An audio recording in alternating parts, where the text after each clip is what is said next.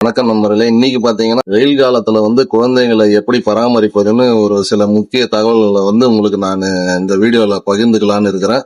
Video பிடிச்சிருந்தா like பண்ணுங்க, மறக்காம சப்ஸ்கிரைப் பண்ணிடுங்க என்னுடைய சேனலை.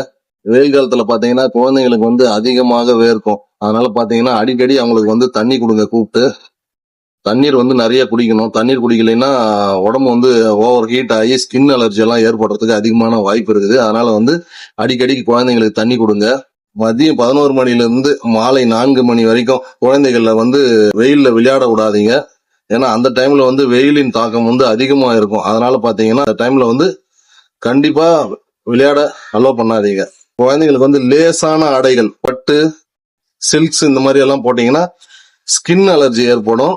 அவங்களுக்கு ஒரு மாதிரி இரிட்டேட்டிங்கா இருக்கும். அதனால பாத்தீங்கன்னா பருத்தி, காட்டன் ஆடைகளை உடுத்துங்க குழந்தைங்களுக்கு. அதிக நீர் சத்து உள்ள பழங்களாகிய தர்பூசணி மற்றும் திராட்சை, ஆப்பிள், வெள்ளரிக்காய், முலாம்பழம் இந்த மாதிரி பழங்களை அதிக நீர் சத்து உள்ள பழங்களை வெயில் காலத்துல குழந்தைங்களுக்கு கொஞ்சம் கொஞ்சம் கொடுங்க. அது குழந்தைங்களுக்கு உடலை உஷ்ணத்தை குறைச்சி குளிர்ச்சியா வச்சுக்கும். ஒரு நாளைக்கு பாத்தீங்கன்னா 2 முறை குளிக்க வைங்க குழந்தைங்களை. ஏன்னா இப்போ பள்ளி விடுமுறை விட போறாங்க.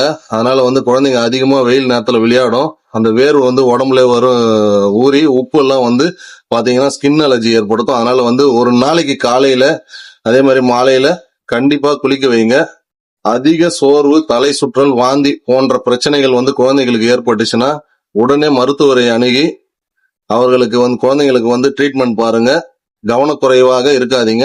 வெயில் காலத்துல பாத்தீங்கன்னா உங்க குழந்தைங்களை நீங்க தான் பத்திரமா பாதுகாத்துக்கணும். ஏன்னா இப்ப பாத்தீங்கன்னா 1.5 மாசம் பள்ளி விடுமுறை விட போறாங்க.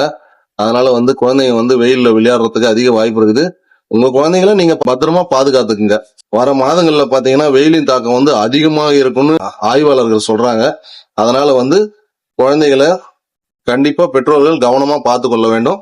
நன்றி.